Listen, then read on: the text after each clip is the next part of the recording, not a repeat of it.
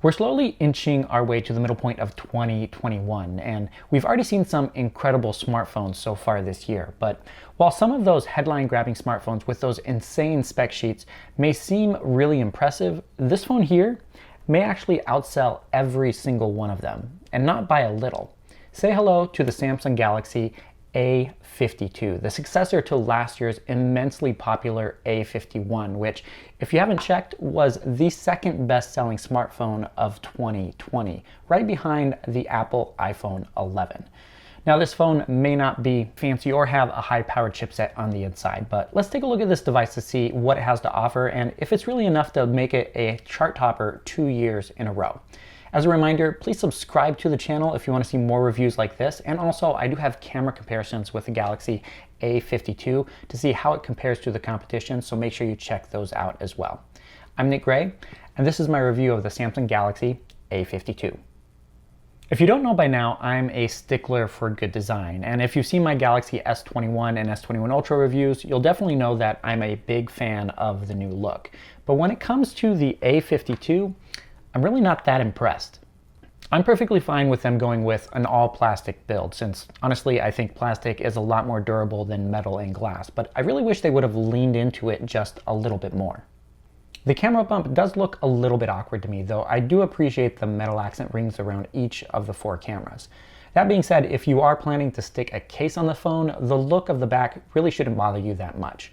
And one last thing to note is that the A52 offers IP67 dust and water resistance, something that most other devices within this price range typically don't include. Next, let's talk about performance for a minute, which honestly I think is one of the most compelling aspects of the A52. This is the US variant of the phone, so it's running a Snapdragon 750 chipset on the inside with only 6 gigabytes of RAM. And when you add that up, it may not sound that impressive, but honestly, if you're not pushing this phone to its breaking point with really only a handful of select games available for Android, I think most people are going to be really satisfied with the performance that they get out of this device. Having 6 gigabytes of RAM is still quite adequate for a decent multitasking experience, and the chipset inside of this phone is more than capable of delivering a great user experience even when it comes to gaming. On Call of Duty Mobile, you'll be able to set the graphics and frame rates all the way to very high without the phone heating up too much over long gaming sessions. If you're a Genshin Impact fan, things are a little bit different, since this is one of those games that pushes the phone to its very limit. You'll definitely notice some choppiness if you crank the settings all the way up. But with a little bit of tweaking, you can definitely pull out an enjoyable experience if you're willing to play at 30 frames per second. As far as the smoothness goes with user interface and other applications, I really can't fault the A52 at all. It's really a stellar experience, especially when you compare it to other mid-range devices. Now, it's going to be a little bit slower than what you get out of a Galaxy S21 device, but honestly, that's what you get when you buy a mid-range smartphone.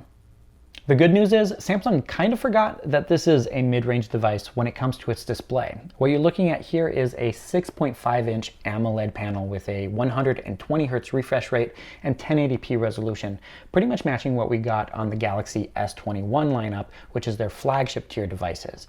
As far as media consumption goes, it's pretty incredible with some really good viewing angles and also 800 nits of peak brightness, which make it really good for viewing your content while in direct sunlight as well. It's definitely not as good as the 1200 nits that we've seen on some other devices, but 800 nits is still really good, especially for a mid-range device. You will catch a few people complaining about the thicker bezels around the display, but I honestly couldn't care less, since I didn't have any of those missteps that you typically get with those thinner bezel devices while typing or with gesture navigation. I was also pleasantly surprised by how good the audio experience is on this device. You actually get stereo speakers here, with one on the bottom edge and one front-firing speaker right next to the display. Its audio isn't quite as rich as Samsung's more expensive devices, but you also get a 3.5mm headphone jack, which, as we all know, doesn't come on the flagship S-series phones from Samsung.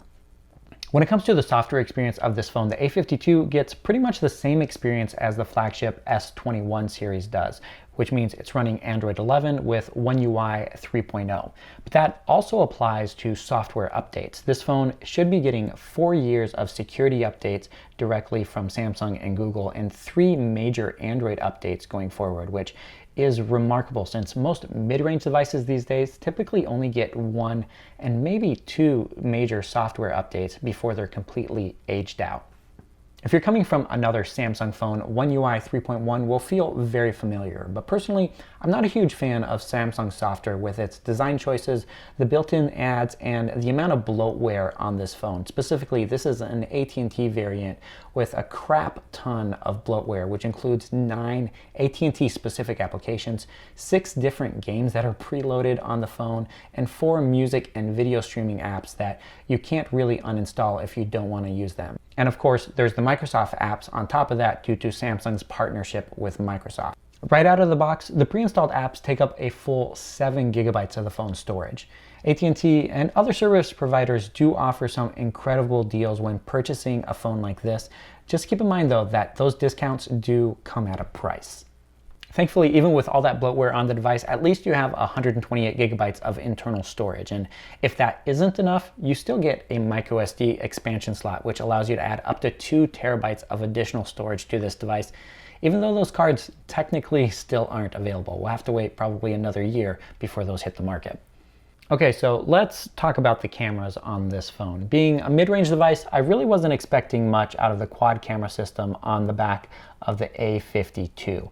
Like most other mid-range devices, it has a macro camera, which is completely useless, and then a depth sensor, which does come in handy from time to time with the portrait mode, even though the results really aren't that great. But as far as the main camera goes, the 64 megapixel main sensor and then the 12 megapixel ultra wide camera, I was pretty surprised to see how good those two cameras actually perform. The most surprising thing for me was the amount of dynamic range that you get in the shots captured by the main camera, which match up really well with what you get out of the Samsung Galaxy S21, brightening up the shadows significantly while still keeping the highlights in check. That's definitely something you don't see that often in a phone at this price point, unless of course you're talking about Google's Pixel 4a 5G.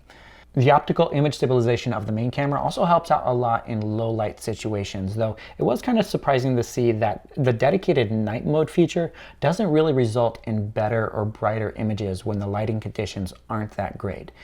And while I really love the dramatic images that I can get out of the ultra wide camera with its 123-degree field of view, it really doesn't perform that well in low light situations, and switching over to night mode for the ultra wide camera doesn't help out at all.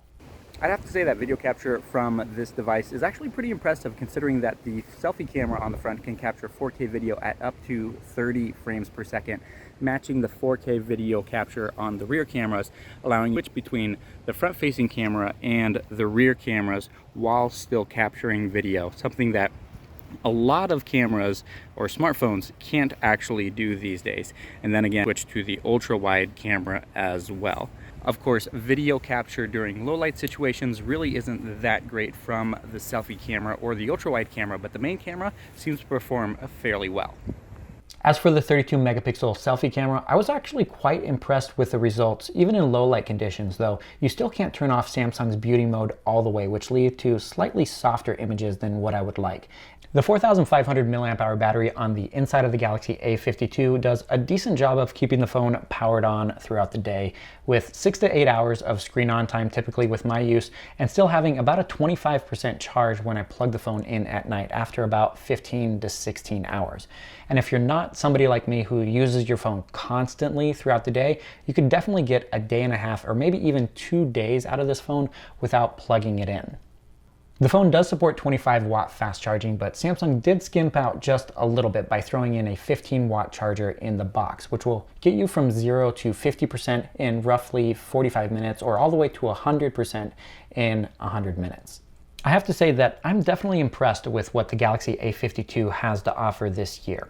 Sure, there are quite a few Chinese smartphones on the market that offer much better specs for the same exact price, but if you're buying the phone in the US and specifically from a service provider, the only real competition to the Galaxy A52 is probably the Pixel 4a 5G, which if you're into taking pictures, that's probably the better option.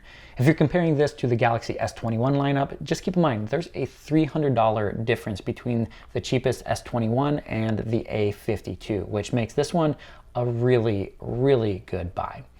And that's going to do it. Thank you guys so much for watching this review. If you want to see my camera comparisons with the Galaxy A52, make sure you check those out on the channel, and don't forget to subscribe as well if you want to see my next video as soon as it's online.